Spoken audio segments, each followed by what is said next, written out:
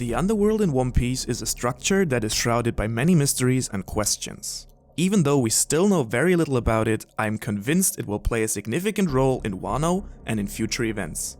At first glance, the One Piece world appears to have a very simple and transparent structure. It is a place where the world government, as the good guys, protects the happy inhabitants against the bad guys, or more specifically, against the pirates and revolutionaries.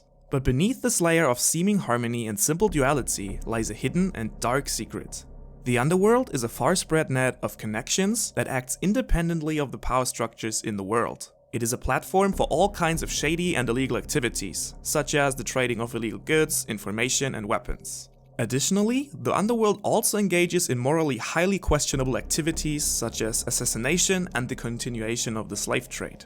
The Underground's main area of activity is the New World, where the reach of the world government is the shortest and where much of the power is held by the Yonko. But even though the center of business is being conducted in the New World, the roots of the Underground world stretch far into every part of the globe, and its influence can be felt in all of the four seas.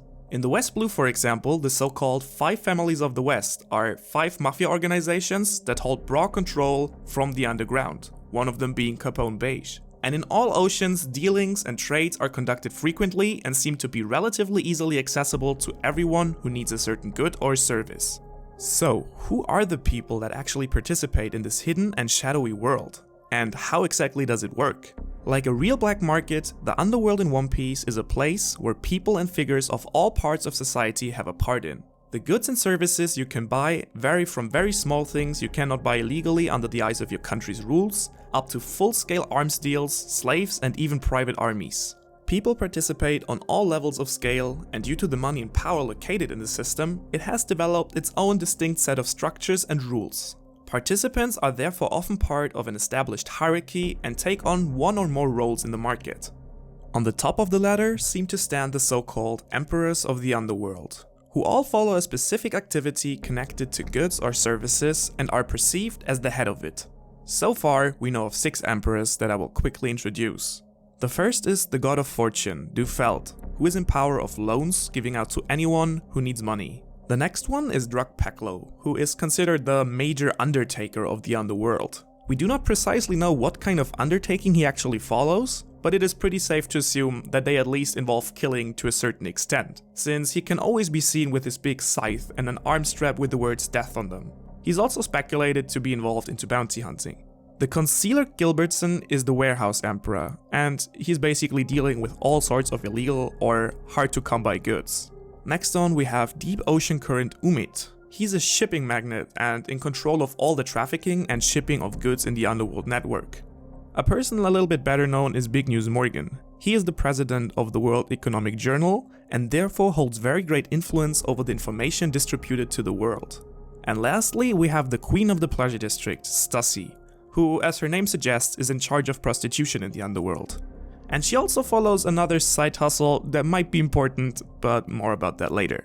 While we do not know much about the scope of their activities and influence, we know of a fact that the emperors seem to hold a significant amount of power and reputation, since they were, for example, invited to Big Mom's wedding, and they also seem to be able to have their hands in many of the economic and political activities in the One Piece world. Due to our lack of insight into the dealings of the emperors of the Underworld, it is kind of hard to evaluate how they stand in regard to the real emperors of the sea active on the black market. So far, we are aware of Big Mom and Kaido being active in a big way in the Underworld, and it is probably safe to say that Blackbeard has his hands in there somewhere. If they can actually compete on the same level though should be doubted, since they seem to focus their efforts much more on very specific undertakings related to their very own businesses. They most likely much rather fall under the category of provider or purchaser. Providers are those parties that manufacture goods or offer services on the market. Part of this group is, for example, Caesar Clown, who produced the SAP chemical, the main ingredient of the Smile Devil fruits. Another example would be Kaido himself, who seems to be shipping and selling the weapons he produces in Wano. Another party that can be considered as part of this group are the German 66, who actually offer their services as a private army to anyone who can afford them and basically enable them to actually wage war.